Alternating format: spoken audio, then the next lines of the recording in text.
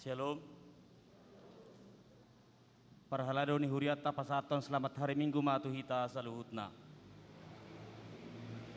Adorang sota mulai perminggota jumulo mahita martangiang nahohom.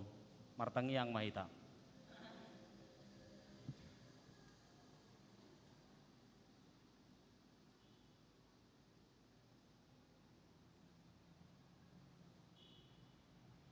Amin.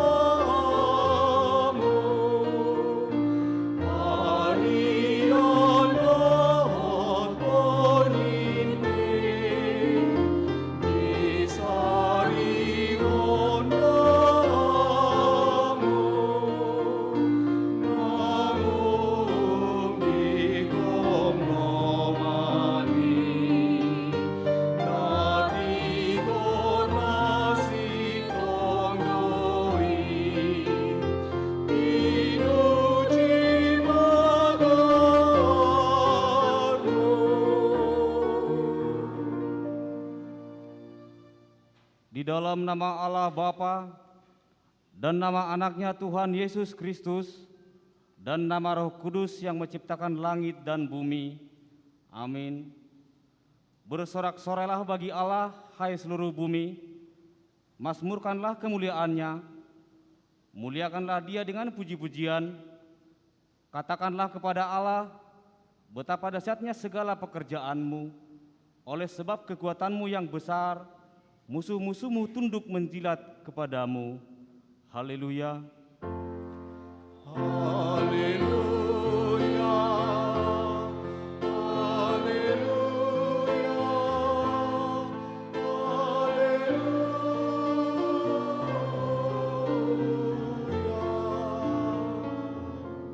Marilah kita berdoa. Ya Allah Bapa, berikanlah Roh Kudus ke dalam hati kami, agar kami terhibur karena kebangkitan anak-Mu Yesus Kristus Tuhan kami, supaya iman kami semakin kuat dan penuh pengharapan yang hidup, agar kami selalu mengingat bahwa kami bangkit dari kematian seperti Tuhan Yesus Kristus Tuhan kami. Amin.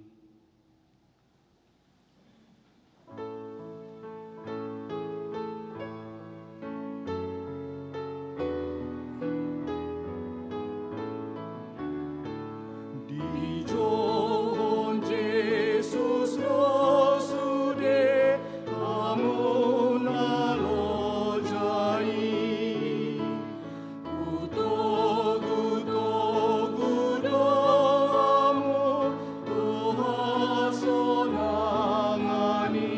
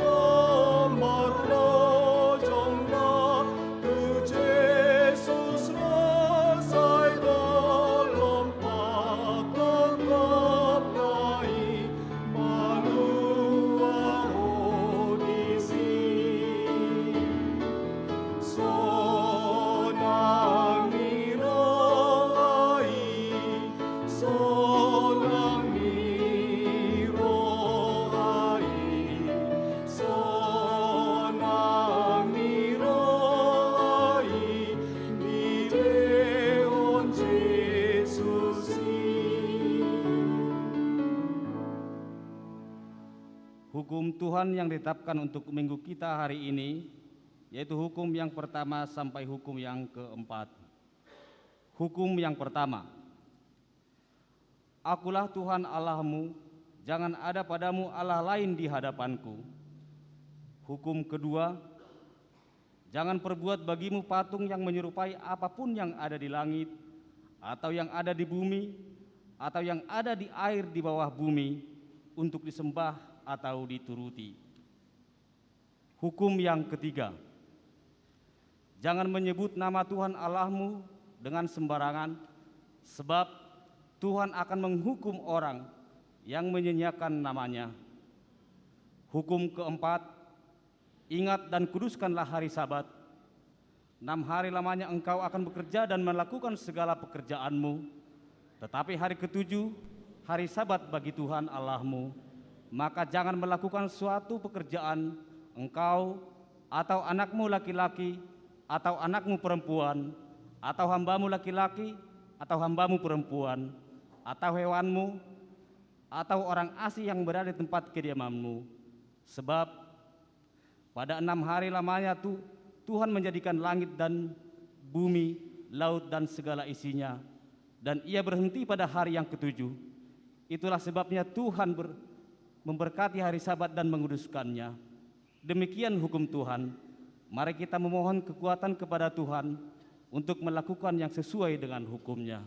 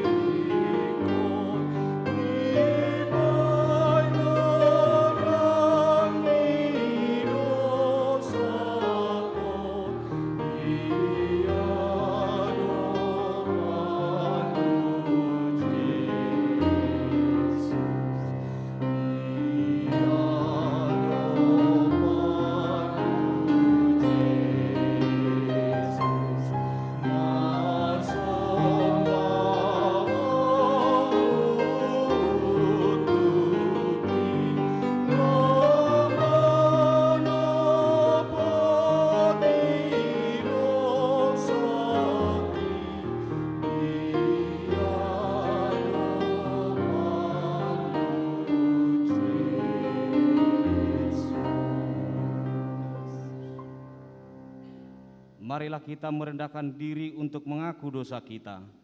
Kita berdoa.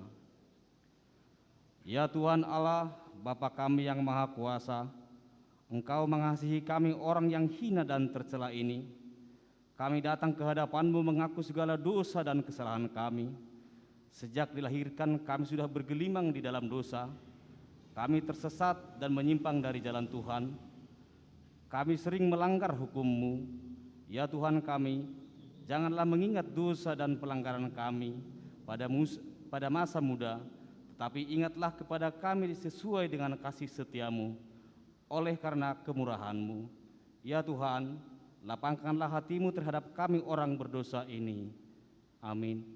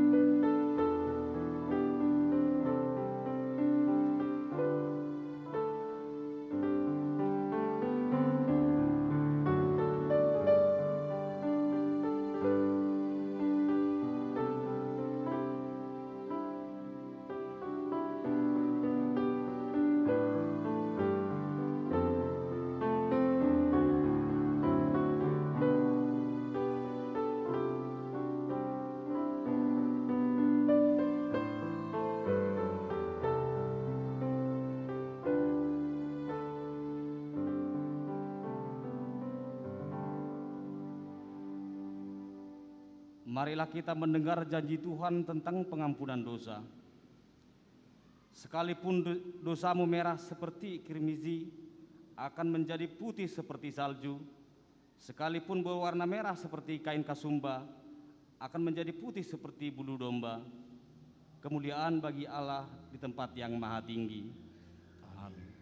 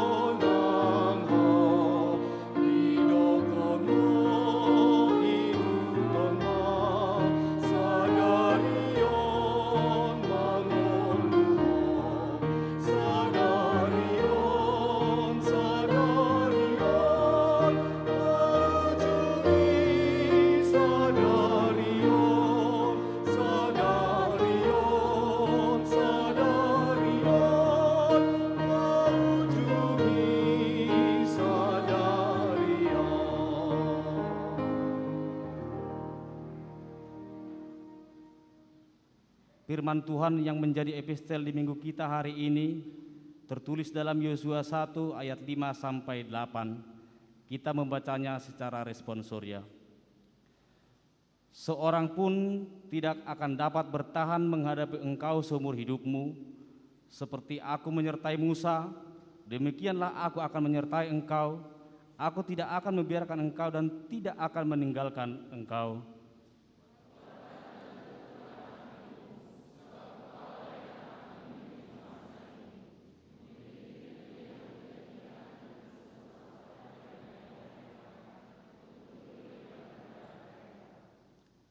Hanya kuatkan dan teguhkan hatimu dengan sungguh-sungguh.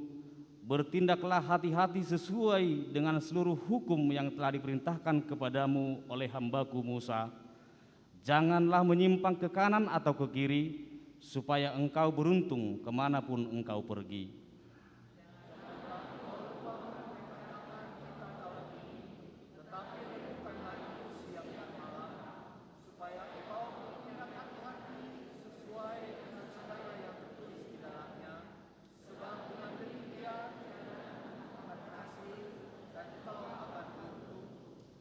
Demikian firman Tuhan. Berbahagialah orang yang mendengar firman Allah serta memeliharanya. Amin.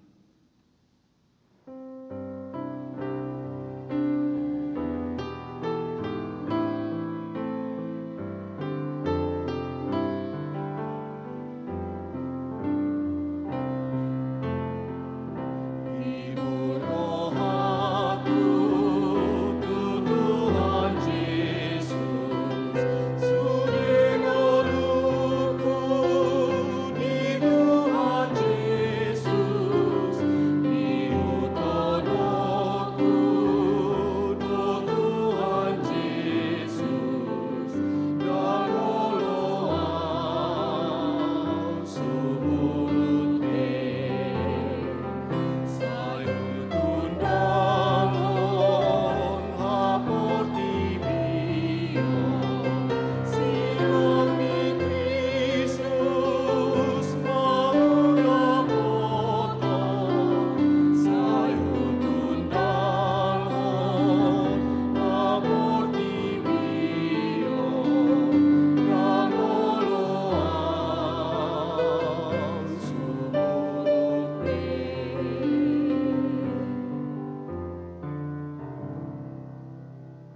marilah kita bersama-sama mengaku iman kepercayaan kita, sebagaimana teman-teman seiman di seluruh dunia, kita bersama-sama mengucapkannya.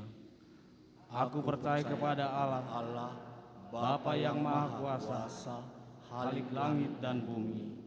Aku percaya kepada Yesus Kristus, Anaknya yang tunggal Tuhan kita, yang dikandung daripada Roh Kudus, lahir dari anak darah Maria, yang menderita sengsara di bawah pemerintahan Pontius Pilatus, disalibkan, mati dan dikuburkan, yang turun ke dalam kerajaan maut, pada hari yang ketiga bangkit pula dari antara orang mati, naik ke surga, duduk di sebelah kanan Allah, Bapa yang Maha Kuasa. Dari sana Ia akan datang kelak untuk menghakimi orang yang hidup dan yang mati. Aku percaya kepada Roh Kudus dan adanya satu gereja yang kudus, persekutuan orang kudus, pengampunan dosa, kebangkitan daging, dan hidup yang kekal. Amin.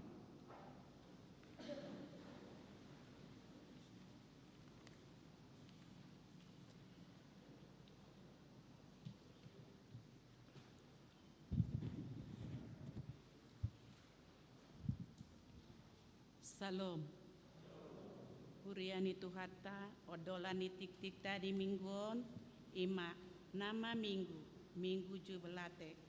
Marolopolop tu debata ale sadokta noon, atau bersorak-soraklah bagi Allah, hai seluruh bumi.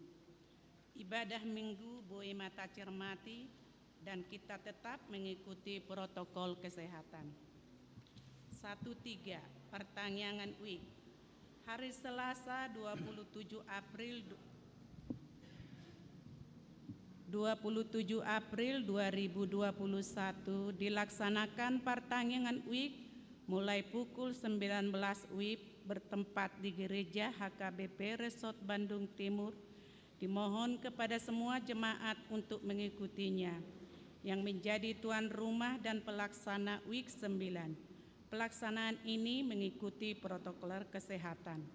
Dihimbau kepada jemaat, walau pelaksanaan week tertentu tetapi dapat dihadiri oleh jemaat di luar week pelaksana.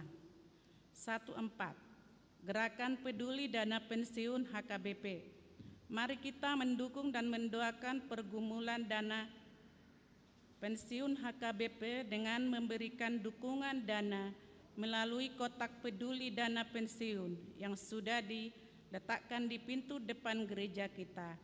Dukungan kita sangat berarti untuk mensukseskan penanggulangan kekurangan dana pensiun. Tuhan memberkati. 1.5 Pengumpulan persembahan ke depan ucapan syukur awal bulan. Pada hari Minggu 2 Mei 2021 yang akan datang, setelah khotbah di setiap ibadah dilaksanakan pengumpulan ucapan syukur awal bulan melalui amplop sebagaimana diputuskan dalam rapat jemaat. Mari kita menyerahkan dengan sukacita setelah khotbah. Tuhan memberkati. 1.6 Pesta peresmian resort dan pembangunan gereja HKBP Bethesda. Hari ini Minggu 25 April 2021, HKBP Persiapan Resort Bethesda Bale Endah melaksanakan pesta peresmian resort dan pesta pembangunan HKBP Bethesda Bale Endah. Dan untuk itu Pendeta S. Regar STH atau Pendeta Resort akan menghadirinya. 1.7 Penghiburan. Hari Sabtu 1 Mei 2021 pukul 12 WIB kita akan mengadakan penghiburan atau mangapuli kepada keluarga Nyonya Insinyur MPJ Siagian Boruna Pitupulu almarhum di Komplek Geria Caraka B22. Dimohon kepada Parhalado atau dan Dewan Diakonia Seksi Sosial Huria serta jemaat WIB 7 dapat menghadiri acara tersebut. 1.8 Peneguhan sidi reguler. Peneguhan sidi reguler akan dilaksanakan 2 tahap. Tahap pertama dilaksanakan hari Minggu 2 Mei 2021 pukul 13 WIB. Dan tahap kedua dilaksanakan Minggu 9 Mei 2021 pukul 13 WIB. Peneguhan ini dihadiri hanya bersama kedua orang tua. Setelah peneguhan sidi ini akan dilaksanakan perjamuan kudus. Catatan: 1. Latihan tata laksana peneguhan sidi pertama dilaksanakan hari Kamis 29 April 2021 pukul 17 WIB di gereja. 2. Latihan tata laksana peneguhan sidi kedua dilaksanakan hari Jumat 30 April 2021 di gereja. Dimohon orang tua untuk memotivasi anak-anak sidi untuk mengikutinya. 19. Himbauan dana sosial Huria. Sehubungan dengan dana sosial Huria sangat dibutuhkan pada situasi saat ini, oleh karena jemaat gereja kita banyak yang sakit, maka dengan ini dihimbau agar kita segera membayar iuran dana sosial Huria yang telah ditetapkan oleh rapat jemaat, dan berdasarkan hasil rapat jemaat peruntukan dana sosial untuk uang duka sebesar 5 juta per orang.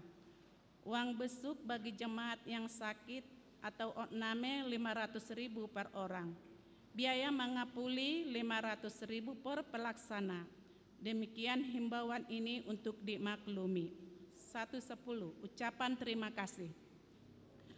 Pendeta dan diakonis dan parhalado menyampaikan terima kasih atas sumbangan 1.000 masker dari keluarga Belumban Gaul Borusi Pahutar dan keluarga V. Siregar Bolulumban Gaul WIK 18. Tuhan memberkati.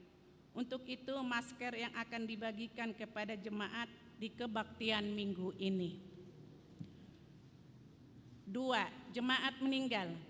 1. Pada hari Sabtu 17 April 2021 telah meninggal dunia Saudara Enrico Cardi Parlaungan Siagian, tutup umur 52 tahun, anak dari Insinyur MPJ Siagian Boru Napitupulu almarhum dari WIK 7. Jenazah telah dikebumikan pada hari Minggu 18 April 2021 di pemakaman Pandu.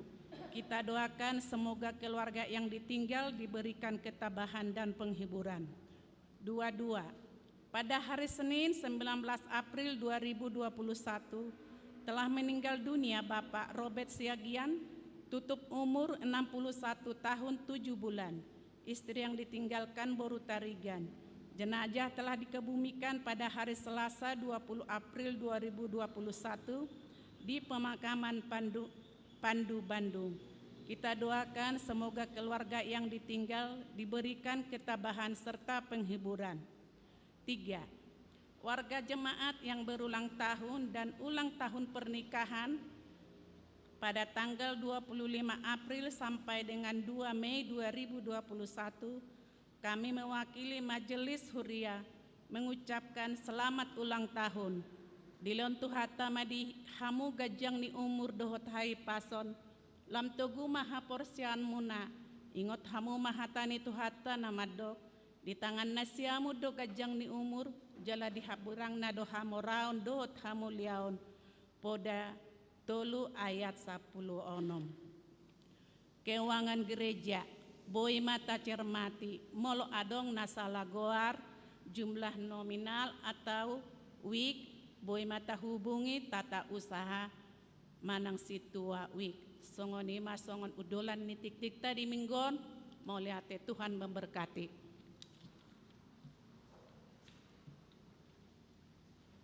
Mari dimaita.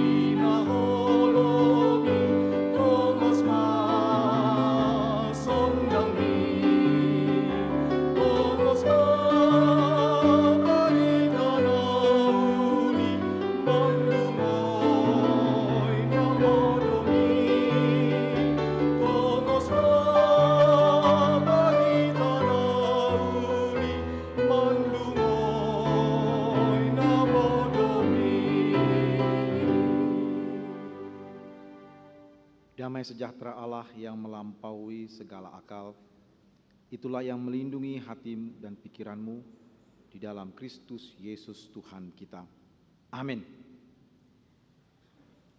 Jemaat Tuhan yang dikasihi, firman Tuhan yang menjadi renungan kita di hari ini, di minggu ini, Minggu Jubilate. Firman Tuhan diambil dari 1 Yohanes pasal 3 ayat 19 sampai ayat 24. Mari kita perhatikan firman Tuhan. Saya akan membacakannya untuk kita. Firman Tuhan berkata demikian. Demikianlah kita ketahui bahwa kita berasal dari kebenaran. Demikian pula kita boleh menenangkan hati kita di hadapan Allah, sebab jika kita dituduh olehnya, Allah adalah lebih besar daripada hati kita, serta mengetahui segala sesuatu. Saudara-saudaraku yang kekasih, jikalau hati kita tidak menuduh kita, maka kita mempunyai keberanian percaya untuk mendekati Allah, dan apa saja yang kita minta, kita memperolehnya daripadanya. Karena kita menuruti segala perintahnya dan berbuat apa yang berkenan kepadanya. Dan inilah perintahnya itu, supaya kita percaya akan nama Yesus Kristus, Anaknya, dan supaya kita saling mengasihi sesuai dengan perintah yang diberikan Kristus kepada kita. Barang siapa menuruti segala perintahnya, ia diam di dalam Allah dan Allah di dalam dia. Dan demikianlah kita ketahui bahwa Allah ada di dalam kita, yaitu Roh yang telah Ia karuniakan kepada kita. Demikianlah firman Tuhan. Minggu Jubilate berarti bersorak-soraklah bagi Allah, hai seluruh bumi. Masih dalam rangkaian 40 hari peringatan Hari Raya Kebangkitan Tuhan kita Yesus Kristus. Jadi Minggu Jubilate mengajak kita untuk bersorak-sorai bagi Allah kita karena karya besarnya, karya terbesarnya, yaitu kebangkitan Tuhan kita Yesus Kristus. Dan seringkali kita sebagai rakyat Indonesia, mungkin kita pernah menonton di televisi bahwa presiden kita memberikan perintah. Mungkin kita pernah menonton di televisi presiden berkata, saya memerintahkan. Ya, saya memerintahkan kepada menteri, saya memerintahkan kepada jajarannya dan seterusnya. Presiden memberi perintah, maka bawahannya segera harus melaksanakan perintah tersebut. Tugas dan pemberian perintah itu, pelaksanaan perintah itu harus segera dilaksanakan. Bahkan kita sebagai orang tua, kita juga memberikan perintah kepada anak-anak kita. Kita memberi perintah supaya anak-anak kita melakukan hal ini dan hal itu dan sebagainya. Bahkan pimpinan di lembaga kita ataupun pimpinan di perusahaan atau di mana kita bekerja, di kantor di mana kita bekerja, juga memberikan perintah kepada kita, maka kita pun menuruti apa yang diperintahkan oleh pimpinan tersebut. Allah juga memberikan perintah kepada kita. Bahkan di dalam kitab Keluaran pasal 20 di Gunung Horeb, Allah memberikan 2 loh batu yang berisi dasatitah atau 10 perintah yang diturunkan pertama kali kepada Musa untuk bangsa Israel, tapi kemudian juga kepada kita supaya kita melaksanakan perintah Tuhan. Itulah yang sering kita dengar setiap hari Minggu yang dibacakan oleh para agenda kita. Maka tema renungan kita pada pagi ini adalah menuruti perintah Allah sesuai dengan almanak gereja kita, menuruti perintah Allah. Bagaimana sebenarnya perintah Allah itu seperti yang tertulis di dalam firman Tuhan pada pagi ini, dan apa sih akibatnya bila kita menuruti perintah Allah seperti yang telah Tuhan jabarkan melalui firman-Nya. Ada 3 hal yang menjadi pelajaran penting dari teks firman Tuhan di pagi ini yang akan kita bawa pulang untuk kita gumuli di tengah-tengah kehidupan konteks di mana kita berada. Yang pertama adalah kita harus mengatasi kebimbangan ataupun juga rasa bersalah hati kita. Jemaat Tuhan yang dikasihi, setelah kita menjadi percaya kepada Tuhan Yesus Kristus, maka dijelaskan bahwa orang-orang percaya disebut sebagai orang-orang yang berasal dari kebenaran. Mengapa orang-orang Kristen disebut sebagai orang-orang yang berasal dari kebenaran? Oleh karena Allah kita adalah Allah yang benar. Yesus mengatakan, akulah jalan dan kebenaran dan hidup.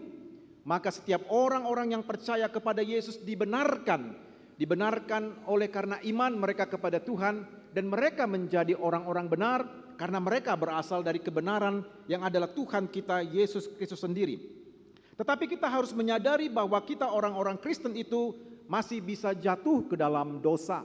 Kita masih bisa melakukan pelanggaran-pelanggaran ataupun penyimpangan dari hukum Tuhan atau dari firman Tuhan. Kita masih bisa melakukan dosa yang kita lakukan baik melalui perkataan, baik melalui pikiran ataupun dalam relasi hubungan kita dengan orang lain. Itu sebabnya firman Tuhan tadi mengatakan bahwa orang-orang yang melakukan perbuatan atau orang-orang Kristen yang melakukan dosa tadi, hatinya menjadi menuduh dia. Hati orang percaya dituduh oleh istilahnya oleh hati yang bagian dalam. Hati orang percaya itu mempersalahkan orang percaya oleh karena ia melakukan perbuatan-perbuatan yang berdosa. Maka dosa itu membuat hati menjadi tidak tenang. Dosa membuat hati kita tertuduh. Dosa menimbulkan perasaan bersalah, dosa menuduh kita, dan hati kita menuduh kita, bahwa kita adalah orang berdosa, kita telah gagal, kita adalah orang yang berkhianat pada Tuhan. Dan juga seringkali hati kita menuduh bahwa kita itu mempunyai dosa yang tidak diampuni, ataupun banyak sekali dosa yang kita lakukan sehingga sepertinya kita tidak layak untuk berada di hadapan Tuhan. Dan inilah yang seringkali membawa kita mempunyai rasa bersalah yang terlalu dalam, dan kita merasa bahwa diri kita itu tidak layak untuk berada di hadapan Tuhan atau untuk datang ke gereja, karena kita merasa bahwa dosa-dosa kita begitu banyak. Dan itulah yang membuat kita merasa berduka dan merasa tertuduh. Tetapi seperti yang dikatakan oleh firman Tuhan ini, bahwa demikian pula kita boleh menenangkan hati kita di hadapan Allah. Sebab jika kita dituduh olehnya, Allah adalah lebih besar daripada hati kita, serta mengetahui segala sesuatu. Allah lebih besar daripada tuduhan-tuduhan hati kita. Memang kalau kita merasa dituduh oleh hati kita, kamu orang berdosa, kamu orang yang jahat, kamu tidak layak, atau kita merasa bahwa itu sangat menyiksa hati kita, maka sebenarnya disitulah saatnya kita harus datang kepada Tuhan. Kita sebenarnya harus bersyukur bahwa hati sanubari kita itu masih mengingatkan kita bahwa kita sudah bersalah, bahwa kita sudah berdosa, bahwa kita sudah jauh daripada Tuhan. Kita patut bersyukur bila hati kita masih menuduh bahwa kita sudah jauh daripada Tuhan. Kita harusnya bersyukur bahwa hati kita itu masih menuduh bahwa kita sudah melakukan hal-hal yang jahat. Berarti Tuhan masih bekerja untuk membawa kita pulang kepadanya. Bagaimana dengan hati yang tidak lagi menuduh? Bagaimana dengan hati yang tidak lagi berbicara? Tidak berbicara, kamu orang berdosa. Tidak ada lagi kata hati dalam hati kita demikian. Bila kata hati tidak ada lagi mengatakan demikian dalam hati kita, maka itulah yang disebut oleh Alkitab sebagai orang bebal. Orang bebal adalah orang yang sudah diperingatkan, tapi juga tidak mau bertobat. Dan akhirnya kata hati itu menjadi padam, sehingga kita tidak merasa lagi bahwa kita berdosa. Maka itu sebenarnya hati kita sudah menjadi bebal. Dan biasanya orang bebal itu tidak lagi mau dengar-dengaran akan suara Tuhan, dan dia sedang menuju kepada kebinasaan. Tetapi bila hati kita menuduh, kamu orang berdosa, kamu orang yang jahat, kamu adalah orang yang jauh daripada Tuhan, maka disitulah kesempatan bagi kita untuk datang kepada Tuhan kita, untuk berbicara kepada Tuhan kita, untuk memohon pengampunan kepada Tuhan kita, supaya hati kita menjadi tenang. Tadi firman Tuhan mengatakan demikian, demikian pula kita boleh menenangkan hati kita di hadapan Allah. Demikian pula kita boleh menenangkan hati kita di hadapan Allah. Bila hati kita menuduh kita, bila hati kita menuduh-nuduh kita, maka sebenarnya disitulah kesempatan bagi kita untuk menenangkan hati kita di hadapan Allah. Di hadapan Allah tentu maksudnya adalah kita duduk di hadapan Tuhan untuk memohon belas kasihannya, untuk berdoa kepada Allah, supaya Allah yang mengetahui segala sesuatu, supaya Allah yang lebih besar daripada hati kita, memberikan penghiburan, memberikan firman-Nya kepada kita, sehingga hati kita bisa menjadi tenang dari segala rasa bersalah, dari segala tuduhan-tuduhan dari dalam hati kita. Bapak Ibu jemaat Tuhan, memang ketenangan itu hanya ada di hadapan Allah. Ketenangan itu hanya apabila hubungan kita dengan Allah menjadi pulih di dalam darah Tuhan Yesus Kristus. Tetapi sepanjang hati masih menuduh, sepanjang dosa masih menuduh kita, sepanjang kita belum diampuni dosa-dosa kita, jangan harapkan ada ketenangan di dalam hati kita. Hanya orang yang telah ditebus oleh darah Yesus, yang telah diselamatkan oleh Tuhan Yesus Kristus, maka dia punya ketenangan untuk berhadapan dengan Allah, bahkan untuk melewati segala masalah dan mengakhiri hidupnya juga dengan ketenangan oleh karena darah Tuhan mengampuni dia dan menghapuskan dosa-dosanya. Di hadapan Allah artinya kita face to face berhadapan dengan Allah dan memohon berkat, pengampunan dan berbicara langsung dengan Allah. Jadi di hadapan Allah adalah suatu komunikasi antara kita dengan Allah, dan disitulah kita mencurahkan isi hati kita dan mengakui segala kesalahan maupun dosa-dosa kita. Nah, tuduhan-tuduhan seperti yang terjadi di dalam hati kita ini bisa menjadi hilang, bisa menjadi reda apabila kita mempercayai apa yang dikatakan oleh kitab suci atau Alkitab kita. Persoalannya seringkali kita bergantung kepada apa kata hati dan apa kata pikiran kita. Kita tidak mau bergantung dengan apa yang Tuhan katakan kepada kita. Jikalau Tuhan mengatakan dalam 1 Yohanes 1 ayat 9, jika kita mengaku dosa kita, maka Ia yang setia dan adil akan mengampuni segala dosa kita dan menyucikan kita dari segala kejahatan. Apabila kita meyakini dan mengklaim firman itu di dalam hati kita dan kita memegangnya, maka tuduhan hati tadi akan segera sirna dan digantikan dengan sukacita. Apabila kita mengakui firman Tuhan itu dan kita mengucap syukur kepada Allah bahwa Tuhan mengampuni kita, bahwa Tuhan sudah menghapus segala dosa kita, maka disitulah ucapan syukur itu akan menenangkan hati kita dan kita bisa memuji dan memuliakan Tuhan. Itulah sebabnya mengapa seringkali kita menjadi susah di dalam hati kita. Oleh karena kita tidak pernah mengucap syukur kepada Allah, oleh karena kita tidak pernah mengklaim firman Tuhan ini di dalam hati kita, oleh karena kita tidak mempercayai janji Allah itu di dalam hati kita, maka teruslah datang tuduhan-tuduhan hati kita sehingga kita merasa terus bersalah di dalam hidup kita. Kita terus merasa bersalah, seolah-olah dosa itu terus terbayang di dalam hati dan di dalam pikiran kita. Seolah-olah peristiwa-peristiwa di masa lampau itu masih tergambar dalam memori kita. Sepertinya terus muncul memori dan gambaran-gambaran perbuatan masa lalu karena perbuatan kita yang jahat itu. Tetapi semuanya itu dapat sirna dan hilang apabila saudara mau datang kepada Allah. Karena kata firman Tuhan tadi, saudara dan saya dapat tenang di hadapan Allah. Karena Allah kita adalah Allah yang mengasihi, bukan Allah yang pemarah, bukan istilahnya Allah yang mukanya selalu marah dan selalu bengis melihat kita, yang selalu menuntut-nuntut, tidak. Tetapi Allah kita menginginkan supaya kita datang kepadanya untuk menerima ketenangan, supaya saudara dan saya bisa berdoa dengan tenang. Itu makanya tadi firman Tuhan dengan jelas mengatakan bahwa kita boleh menenangkan hati kita di hadapan Allah. Saya mau tekankan, hanya di hadapan Tuhan kita Yesus Kristus saudara bisa menjadi tenang. Bisa menjadi tenang karena hanya di dalam dirinya lah ada kepastian. Mazmur 63 ayat 2, hanya dekat Allah saja aku tenang, daripadanya lah keselamatanku. Tidak ada lagi yang lain, keselamatan yang pasti di dalam Yesus Kristus. Bila hati kita sudah tenang, di hadapan Allah kita sudah tenang, maka disitulah waktunya saudara untuk berdoa kepada Allah. Itu yang pertama. Yang kedua, dengan datangnya kita kepada Allah dan memperoleh hati yang tenang, maka saya katakan sekali lagi, kita bisa berdoa kepada Allah. Berdoa kepada Allah dan memohon belas kasihannya, memohon berkatnya, maka disitulah kita bisa berkomunikasi dengan Allah dengan hati yang tenang. Tetapi firman Tuhan juga menegaskan kepada kita, berdoa itu tidak hanya sekedar berdoa, tetapi berdoa juga harus diikuti dengan melakukan firman Tuhan. Ayat 21 dan 22. Saudara-saudaraku yang kekasih, jikalau hati kita tidak menuduh kita, maka kita mempunyai keberanian percaya untuk mendekati Allah. Keberanian percaya mendekati Allah.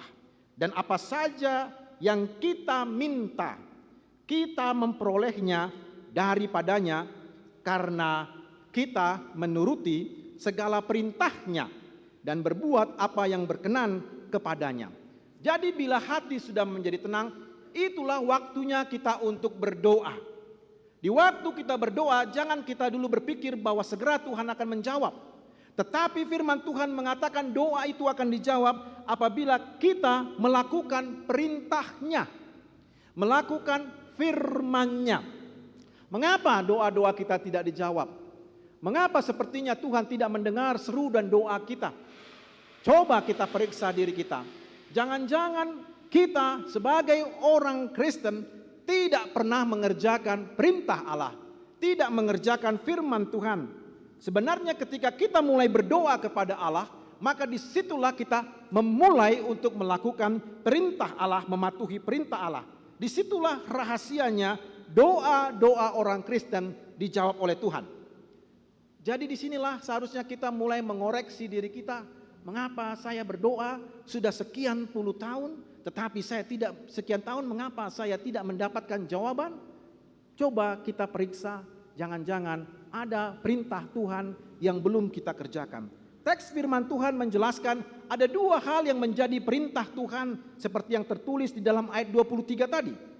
Firman Tuhan berkata, dan inilah perintahnya itu, supaya kita percaya akan nama Yesus Kristus anaknya. Saudara diminta untuk percaya. Perintah Tuhan kepada gereja adalah percaya. Pertama adalah percaya. Percaya itu apa? Percaya adalah menyerahkan diri kepada Tuhan. Percaya bukan sekedar suatu konsep teologi. Percaya bukanlah suatu pengetahuan tentang Alkitab. Tetapi percaya memang dasarnya adalah dari pengetahuan Alkitab. Tetapi percaya setelah mendengar firman Tuhan, setelah kita mendapatkan pengetahuan kitab suci, maka kita menyerahkan diri kepada Allah kita, kepada Tuhan kita Yesus Kristus. Mengimani, mempercayai Tuhan kita. Mempercayai nama Yesus. Karena di dalam nama Yesus itu terdapat di dalam dirinya pribadi Yesus. Disebutkan di dalam firman Tuhan namanya Yesus Kristus, anaknya atau anak Allah. Anak Allah menunjukkan bahwa dia adalah Allah. Berarti Yesus adalah Tuhan Allah kita, pencipta kita. Dan dialah yang menebus kita. Dan dialah yang bisa memastikan bahwa perjalanan kita, hidup kita mempunyai arah yang jelas. Jadi saudara diminta untuk menyerahkan diri kepada Tuhan. Menyerahkan diri, menyerahkan seluruh kehidupan kita kepada Kristus Tuhan kita. Itu yang pertama. Yang kedua, kita diminta untuk saling mengasihi. Percaya kepada nama Yesus Kristus, kemudian juga dikatakan supaya kita saling mengasihi sesuai dengan perintah yang diberikan Kristus kepada kita. Jadi antara iman dan kasih sebenarnya itu adalah hal yang satu rangkaian. Saudara yang percaya kepada Tuhan Yesus, saudara sepatutnya melaksanakan perintahnya yaitu kasih. Jadi iman selalu berbuahkan pada kasih. Tidak mungkin kasih menghasilkan iman, tidak bisa. Tetapi iman itu di dalam kenyataan yang fakta yang nyata, maka itu menghasilkan kasih. Tidak bisa kasih menghasilkan iman, tidak bisa perbuatan baik itu menghasilkan iman. Tetapi buah daripada kasih adalah dari iman.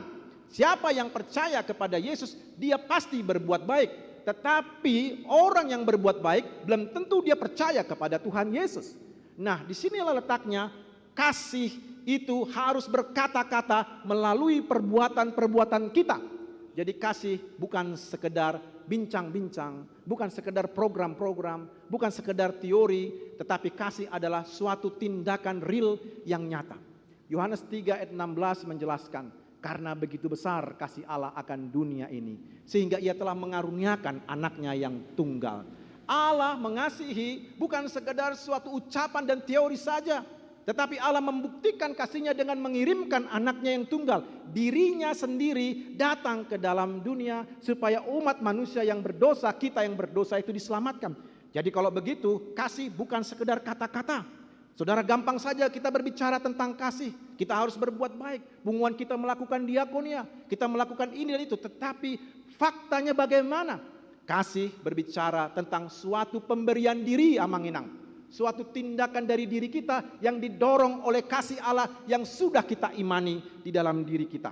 Nah, oleh sebab itu kasih dalam konteks di mana firman Tuhan ini ditulis adalah kepada saudara-saudara kita yang mengalami kekurangan, kepada keluarga kita yang mengalami kesulitan, kepada keluarga kita yang selama ini kita tutup pintu rumah kita. Ketika mereka mengetok pintu rumah kita, kita menutup.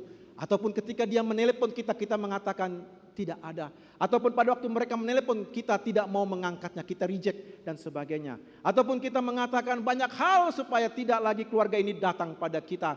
Karena kita tahu mereka orang susah, ekonominya sedang sulit, dan kita menutup karena mereka datang karena mereka tahu kita adalah orang yang mampu. Kasih berbicara suatu tindakan yang nyata walaupun itu kecil. Walaupun itu berbicara tentang nilai yang mungkin istilahnya kita tidak mungkin menghargai nilai itu karena nilainya kecil. Tetapi bagi mereka yang menerima, mereka sangat bersyukur karena mereka dibantu. Walaupun mungkin bagi kita nilainya kecil. tetapi itu sudah menunjukkan nilai kasih. Jangan saudara berpikir kita mau memberikan sumbangan ke Hepata, ke Elim, panti asuhan di sana, panti asuhan di sini, tetapi keluarga yang dekatnya sendiri tidak dia tolong. Berarti itu adalah orang munafik. Kenapa? Karena setiap minggu saudara mengucapkan, saya percaya, aku percaya. Setiap minggu saudara berdiri, aku percaya, setiap minggu terus aku percaya. Tetapi kepercayaan itu tidak pernah dibuktikan dengan tindakan kasih. Orang menyebutnya kita orang munafik. Munafik dari semua orang munafik. Karena kita mengaku Yesus Kristus sebagai Tuhan dan Juru Selamat, tetapi rupanya tindakan kita tidak menyelamatkan saudara-saudara kita yang sedang mengalami kekurangan dan membutuhkan pertolongan. Berarti dua hal ini merupakan perintah Kristus yang harus kita kerjakan di dalam kehidupan kita. Pertama, percaya kepada Yesus, menyerahkan diri. Apakah saudara menyerahkan diri kepada Tuhan? Apakah kita selama ini berada dalam sikap ego yang begitu kuat di dalam diri kita, sehingga kita tidak mau bergantung kepada Tuhan? Saya mampu mengerjakannya, saya bisa mengerjakannya. Selama ini semua kekuatan saya, mampu saya berpikir dengan cerdas dan pintar saya mengerjakannya. Apakah demikian? Kalau demikian, berarti saudara tidak pernah percaya sama Tuhan. Sampai detik ini, sampai umur tua saudara tidak pernah percaya. Karena segala sesuatunya bergantung pada ego diri sendiri. Maka biasanya bila tidak ada iman, sulit saudara memberi. Bila tidak ada percaya, sulit memberikan uangnya. Sulit. Karena apa? Ego yang berbicara. Jadi kita harus percaya. Dan kita mengerjakan perintah Kristus untuk saling mengasihi. Karena itu perintah Allah kita. Kalau kita tidak mengerjakannya, maka seperti kata firman Tuhan tadi, kalau kita tidak mengerjakan perintah Tuhan, bagaimana doa kita mau dijawab? Saudara sudah berdoa datang ke gereja, lipat tangan di sini sebelum kebaktian memohon berkat. Tapi setelah keluar dari sini saudara tidak mengerjakan perintah Allah. Itu namanya omong kosong saja. Maka yang ketiga yang terakhir adalah dalam ayat yang ke-24 dijelaskan demikian. Barang siapa menuruti segala perintahnya, ia diam di dalam Allah dan Allah di dalam dia. Dan demikianlah kita ketahui bahwa Allah ada di dalam kita, yaitu roh yang telah ia karuniakan kepada kita. Bagian yang ketiga yang terakhir adalah kita di dalam Allah dan Allah di dalam kita. Hidup di dalam iman pada Kristus Yesus anak Allah dan hidup di dalam mengerjakan perintah Allah itu, maka itulah tandanya bahwa Allah ada di dalam diri kita. Tanda bahwa Allah di dalam hati kita atau Roh Kudus di dalam hati kita adalah tindakan kasih. Berarti dengan adanya Roh Kudus di dalam hati kita, maka saudara akan didorong untuk melakukan kasih. Dan itulah kasih adalah pertanda bahwa Dia yang menciptakan langit dan bumi sudah berada di dalam hati kita. Seperti yang tertulis dalam 1 Yohanes pasal 4, Allah adalah kasih. Kalau Allah adalah kasih, setiap orang yang percaya kepada Kristus maka didorong untuk melakukan kasih. Dan tindakan kasih itulah yang sebetulnya membuktikan bahwa Allah itu atau Roh Kudus itu di dalam hati kita. Jadi dorongan kasih kepada sesama kita sebenarnya adalah dorongan daripada Roh Kudus yang tinggal di dalam hati kita. Itulah tandanya bahwa kita adalah milik Allah. Bila dorongan untuk berbuat kasih ini tidak ada, maka pertanda bahwa Roh Kudus tidak ada di dalam diri kita.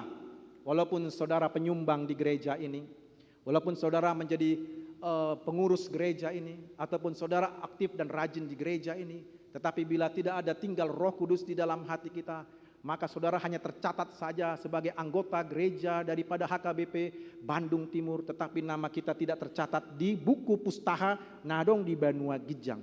Untuk apa kita menjadi orang Kristen yang demikian? Karena Roh Kuduslah maka gereja ini ada untuk berbuat kasih. Kalau Roh Kudus ada di dalam diri kita, maka persekutuan itu menjadi persekutuan yang hidup di dalam kasih. Satu sama lain saling tolong menolong.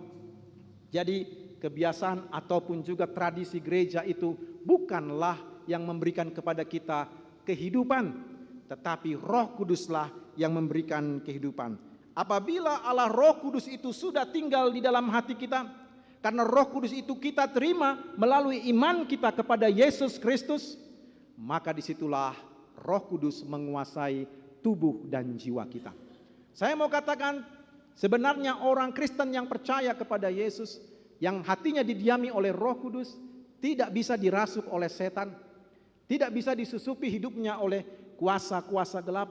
Kenapa? Karena Roh Kudus, Allah pencipta langit dan bumi, tinggal di dalam hati kita. Bagaimana setan-setan itu merasuki kita kalau Roh Kudus tinggal di dalam hati kita? Bila Roh Kristus ada dalam hidup kita, Kristuslah yang berkuasa, roh setan tidak bisa merasuki kita. Jadi bila ada orang Kristen Batak siar-siaran ya kan? Opung, boha macarana asa gajang umur. Maka roh itu mengatakan marho sama ho. Bah, ya semua orang juga tahu kan? Ya semua orang juga tahu. Marho sama ho katanya dan sebagainya. Tapi siar-siaran itu menunjukkan bahwa setan masih menguasai dirinya. Ya, kalau ada orang Kristen demikian, ia bukan milik Kristus. Ia bukan milik Kristus tapi milik setan. Nang penong tardidi ibana di bagas joroon. Nang penong maka tidak kok kaporsioni mana di son. Alai molo ngasiar-siaran ngaut dirasuki setan, dia bukan pernah menjadi milik Kristus. Tidak. Karena dia milik setan. Karena hatinya dikuasai oleh setan. Dan biasanya orang yang dikuasai setan, maka kita bisa melihat kebiasaannya. Kebiasaan buruk, okultis, kejahatan dan sebagainya. Nah, jadi dengan demikian amang inang, maka bila kita didiami oleh Roh Kudus, maka itulah tandanya bahwa kita akan didorong untuk melakukan kasih. Itulah bukti bahwa Roh Allah ada di dalam hati kita. Apakah buktinya Roh Allah pencipta langit dan bumi ada dalam hati kita? Apabila kita mengerjakan kasih. Nah, saya mau bertanya kepada kita sebelum saya berdoa, apakah Roh Allah tinggal dalam hati kita? Apakah Roh Kudus itu tinggal di dalam hati kita? Apakah saya didorong untuk melakukan yang baik? Apakah saya mengasihi keluarga saya yang sedang mengalami kesulitan? Apakah saya mengasihi saudara-saudara saya yang Kristen itu dikala mereka sedang mengalami duka dan mengalami kesulitan? Kalau kita mulai didorong untuk mengasihi dan membantu mereka, maka itulah tandanya bahwa Roh Kudus ada di dalam hati kita. Tetapi apabila kita menutup hati kita, menutup mata hati kita terhadap keluarga kita, kepada saudara-saudara kita yang sedang susah, maka mulai pagi ini bertanyalah dalam hati kita, jangan-jangan atau adakah Roh Kudus di dalam hati kita? Nah, firman Tuhan ini di Minggu Jubilate, bersorak-soraklah bagi Allah hai segenap bumi. Maka kita pulang nanti dengan membawa firman Tuhan ini. Yang pertama adalah kalau saudara mengalami tuduhan hati, kalau saudara merasa dituduh oleh hati kita, jangan mau dikalahkan oleh hati dan pikiran kita. Jangan mau bergantung kepada hati dan pikiran kita. Apabila saudara dituduh terus, kamu orang berdosa, kamu orang jahat, kamu tidak layak. Kalau demikian segera datang kepada Tuhan. Percayalah dengan apa yang dikatakan oleh firman Tuhan. Karena Tuhan memberikan pengampunan apabila kita datang kepadanya. Dan mengucap syukurlah atas pengampunannya. Serta nyanyikanlah ucapan syukur kepada Tuhan karena Tuhan sudah mengampuni kita. Yang kedua, maka kita sebagai orang percaya, kita melakukan perintah Tuhan. Kita mengerjakan apa yang Tuhan sabdakan kepada kita pagi ini. Yaitu pertama, kita diminta untuk percaya kepada nama Tuhan Yesus Kristus, Anak Allah. Percaya artinya adalah menyerahkan hidup kita hanya dikuasai oleh Yesus Kristus. Tidak boleh ada datu-datu yang lain. Tidak boleh ada jin-jin yang lain. Tidak boleh ada kuasa gelap dan jimat-jimat lain. Ataupun segala perbuatan setan yang kita lakukan.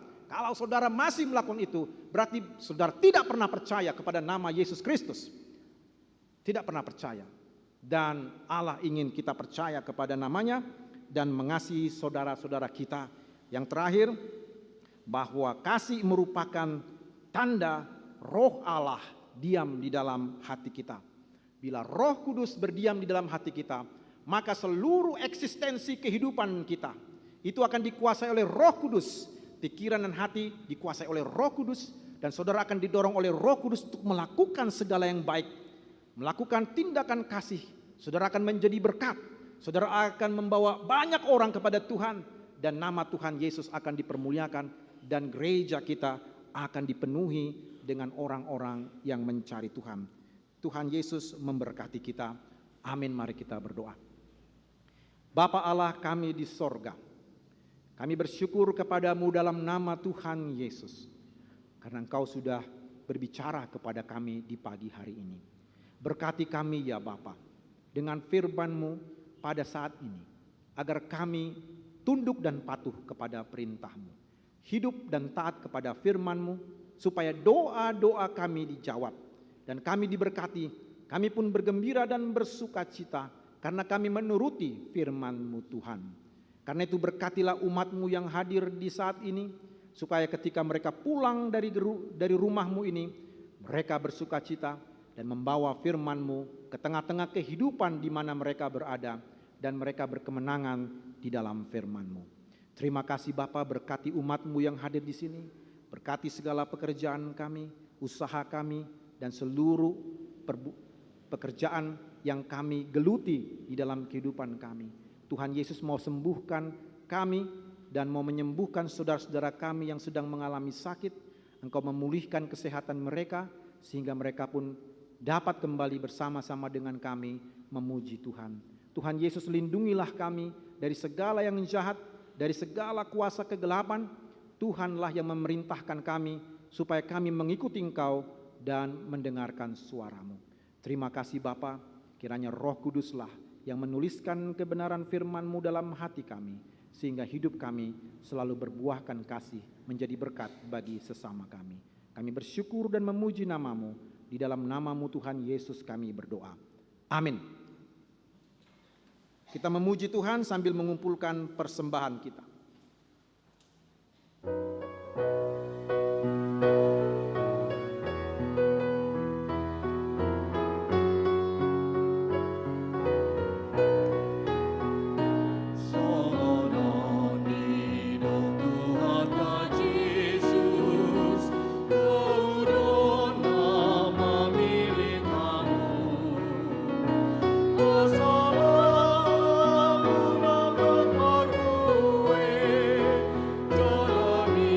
Jalani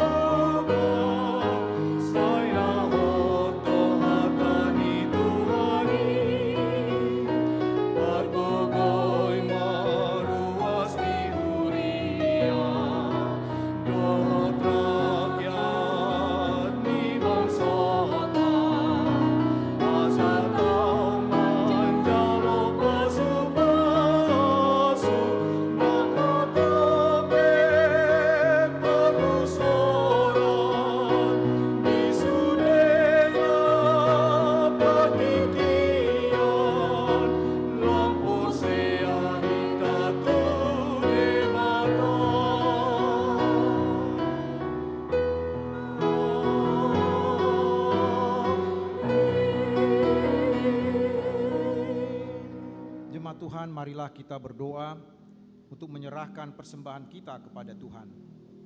Ya Allah, Bapa kami yang di surga, kami mengaku bahwa Tuhan adalah sumber dari segala karunia yang melimpah dalam kehidupan kami masing-masing. Sebagian daripada karunia itu kami serahkan kembali sebagai persembahan kepada Tuhan. Terimalah dan berkatilah persembahan umat-Mu ini, agar dapat kami pergunakan untuk pekerjaan dan pelayanan kerajaan Tuhan di dunia ini. Bukalah hati kami untuk mengenal betapa banyak berkat dan karunia yang kami peroleh dari Tuhan, supaya kami senantiasa bersyukur kepadamu, di dalam nama Yesus Kristus Tuhan kami. Amin.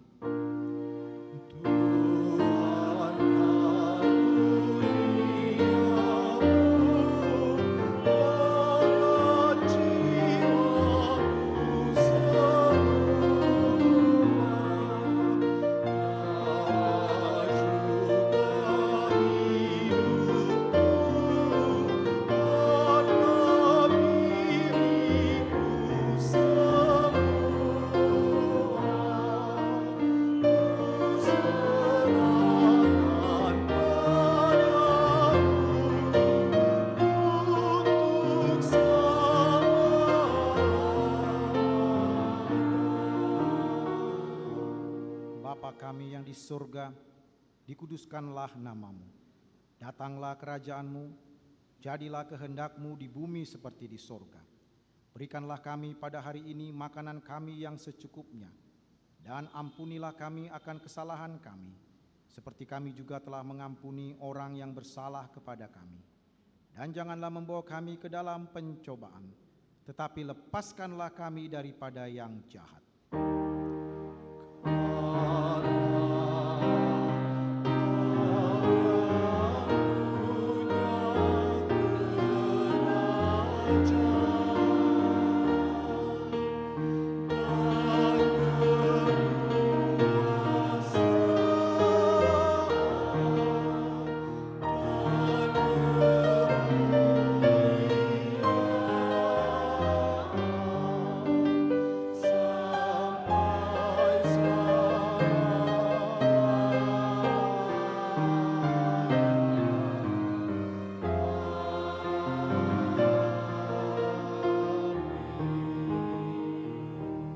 Tuhan, pulanglah dengan sejahtera dan terimalah berkat dari Tuhan Allah kita. Tuhan memberkati engkau dan melindungi engkau. Tuhan menyinari engkau dengan wajah-Nya dan memberi engkau kasih karunia. Tuhan menghadapkan wajah-Nya kepadamu dan memberi engkau damai sejahtera.